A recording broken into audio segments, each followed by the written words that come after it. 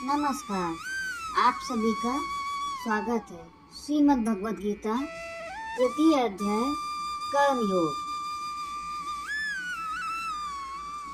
इस पर अर्जुन ने प्रश्न किया कि हे जनार्दन, यदि कर्मों की अपेक्षा ज्ञान श्रेष्ठ है तो फिर हे केशव, मुझे भयंकर कर्म में क्यों लगाते हैं? इससे मेरी बुद्धि भ्रमित हो रही है। आप उस एक बात को निश्चय करके कहिए कि जिससे मैं कल्याण को प्राप्त हो सकूं। इस प्रकार अर्जुन के पूछने पर भगवान श्री कृष्ण बोले, हे निष्पाप अर्जुन, इस संसार में दो प्रकार की निष्ठा मेरे द्वारा पहले कही गई है, ज्ञानियों के लिए ज्ञान योग से और योगियों की निष्काम कर्म योग से। परंतु किसी भी मार्ग के अनुसार कर्मों को त्यागने की आवश्यकता नहीं है, क्योंकि मनुष्य न तो कर्मों को न करने से निष्कर्मता को प्राप्त होता है और न कर्मों को त्यागने से भगवत साक्षात्कार रूप से सिद्धि को प्राप्त होता है, तथा सर्वथा कर्मों का त्याग हो भी नहीं सकता है, क्योंकि कोई भी पुरुष किसी भी समय में कर्म किए बिना नहीं रहता है। जो मूढ़ बुद्धि पुरुष इंद्रियों के भोगों का मन से चिंतन करता है वही हठी हो जाता है। और हे अर्जुन, जो पुरुष इंद्रियों को वश में करके कर्मेंद्रियों से कर्म योग का आचरण करता है वही श्रेष्ठ है। इसलिए तू शास्त्र विधि से नियत हुए अपने कर्म को कर, क्योंकि कर्म न करने की अपेक्षा कर्म करना श्रेष्ठ है, तथा कर्म न करने से तेरा शरीर निर्वाह भी नहीं होगा। हे अर्जुन, बंधन के भय से भी कर्मों का त्याग करना श्रेष्ठ नहीं है, क्योंकि श्री विष्णु के लिए यज्ञ रूप से कर्म करना चाहिए। इसलिए हे अर्जुन, आसक्ति से रहित होकर उस परमेश्वर के निमित्त होकर कर्म करो। कर्म न करने से तू पाप को भी प्राप्त होगा, क्योंकि सृष्टि के आरंभ में प्रजापति ब्रह्मा ने यज्ञ सहित प्रजा को रचकर कहा कि यज्ञ द्वारा तुम लोग वृद्धि को प्राप्त हो, और ये यज्ञ तुम लोगों को मनोवांछित फल देने वाला होगा, तथा तुम लोग इस यज्ञ द्वारा देवताओं की उन्नति करो और देवता लोग तुम लोगों की उन्नति करें। इस प्रकार आपस में कर्तव्य समझकर उन्नति करते हुए परम कल्याण को प्राप्त हो। जीवन की विभिन्न आवश्यकताओं की पूर्ति करने वाले देवता बिना मांगे ही तुम्हारे प्रिय भोगों को देंगे। उनके द्वारा दिए हुए भोगों को जो पुरुष इनके लिए बिना दिए हुए भोगता है वह निश्चय ही चोर है। भगवान के भक्त सब प्रकार के पापों से मुक्त हो जाते हैं, क्योंकि वे यज्ञ से शेष बचे हुए अन्न को ही खाते हैं। और जो लोग केवल अपने शरीर के पोषण के लिए अन्न पकाते हैं वे पाप को ही खाते हैं, क्योंकि संपूर्ण प्राणी अन्न से उत्पन्न होते हैं और अन्न की उत्पत्ति वर्षा से होती है, तथा वर्षा यज्ञ से होती है, और वह यज्ञ कर्मों से उत्पन्न होता है, और कर्म वेद से, तथा वेद अविनाशी परमात्मा से उत्पन्न हुआ है। इससे सर्वव्यापी परमात्मा सदा ही यज्ञ में प्रतिष्ठित है।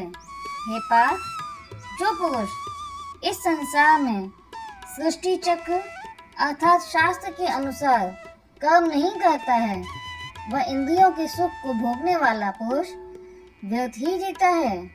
परंतु जो मनुष्य आत्मा में ही जीता है, आत्मा में ही तृप्त रहता है और उसी से संतुष्ट रहता है, उसके लिए कोई कर्तव्य नहीं है। अतः कर्म फल में आसक्त हुए बिना मनुष्य को सदा अपना कर्म करते रहना चाहिए, क्योंकि अनासक्त पुरुष कर्म करता हुआ परमात्मा को प्राप्त होता है।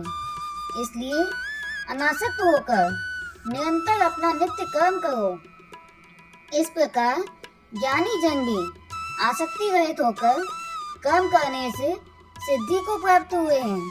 इसलिए लोक कल्याण के लिए तुम्हें भी अपना काम करना चाहिए, क्योंकि श्रेष्ठ पुरुष जो आचरण करता है अन्य पुरुष भी उसके अनुसार आचरण करते हैं। इसलिए है अर्जुन, यद्यपि मुझे तीनों लोकों में कुछ भी कर्तव्य नहीं है तथा कोई भी वस्तु अप्राप्त नहीं है, फिर भी मैं कर्म ही करता हूँ, क्योंकि यदि मैं सावधानी पूर्वक कर्म न करूँ तो ये सब लोग भ्रष्ट हो जाएंगे और संपूर्ण प्रजा के विनाश का कारण बनूंगा। इसलिए हे भारत, कर्म में आसक्त हुए अज्ञानी जन जैसे कर्म करते हैं, वैसे ही विद्वान लोग भी आसक्ति रहित होकर लोक शिक्षा के हित में कर्म करते हैं। ज्ञानी पुरुष को चाहिए कि कर्मों में आसक्ति वाले पुरुष की बुद्धि भ्रमित न करे, बल्कि स्वयं सब कर्मों को अच्छी प्रकार करता हुआ उनसे भी वैसे ही कराए। हे अर्जुन, वास्तव में जीवात्मा अहंकार से मोहित होकर मैं ही करता हूँ ऐसा मान लेता है, जबकि वास्तव में वह प्रकृति के तीनों गुणों द्वारा संपन्न किए जाते हैं। इसलिए हे महाबाहो, जो परम सत्य को जानने वाला है वह अपने आप को इंद्रिय तृप्ति में नहीं लगाता। इसलिए अर्जुन, तू ध्यान निष्ठ और ममता रहित तथा संताप रहित होकर युद्ध कर। हे अर्जुन, जो पुरुष दोष बुद्धि से रहित होकर तथा श्रद्धा से युक्त होकर सदा मेरे आदेश के अनुसार कर्म करते हैं, वे संपूर्ण कर्मों से छूट जाते हैं। और जो लोग मेरे आदेश के अनुसार कर्म नहीं करते, उन समस्त मोहित चित्त वालों को तो कल्याण से भ्रष्ट जान, क्योंकि सभी प्राणी अपने स्वभाव के वश हुए कर्म करते हैं। ज्ञानवान पुरुष भी अपनी प्रकृति के अनुसार ही कर्म करता है, फिर इसमें किसी का हट करना क्या होगा। इसलिए मनुष्य को चाहिए कि इंद्रियों के भोगों में स्थित जो राग द्वेष है उनके वश में न हो, क्योंकि वे दोनों ही कल्याण मार्ग में विघ्न डालने वाले महान शत्रु हैं। इस पर अर्जुन ने पूछा, हे केशव, फिर यह पुरुष न चाहता हुआ इससे प्रेरित होकर पाप का आचरण करता है। इस पर श्री कृष्ण बोले, हे अर्जुन, रजोगुण से उत्पन्न हुआ यह काम ही क्रोध है और यही महापापी भी है। जैसे धुएं से अग्नि और धूल से दर्पण तथा भ्रूण गर्भाशय से ढका रहता है, वैसे ही उस काम के द्वारा यह ज्ञान ढका हुआ है। और हे अर्जुन, इंद्रियां, मन और बुद्धि इस काम के निवास स्थान कहे जाते हैं, और यह काम इन मन, बुद्धि और इंद्रियों द्वारा ही ज्ञान को भेद कर जीवात्मा को मोहित करता है। इसलिए है अर्जुन, तू पहले इंद्रियों को वश में करके ज्ञान और विज्ञान के नाश करने वाले इस काम पापी को निश्चय पूर्वक मार।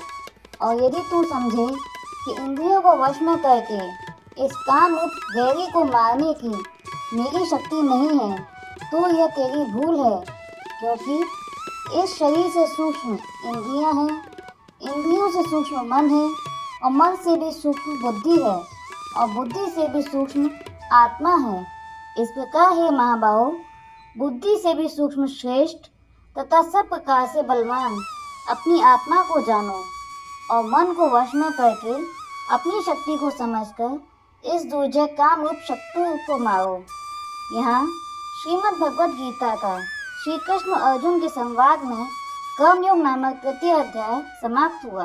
अगर आपको हमारा ये वीडियो पसंद आया हो तो वीडियो को लाइक करना और चैनल को सब्सक्राइब करना ना भूलें।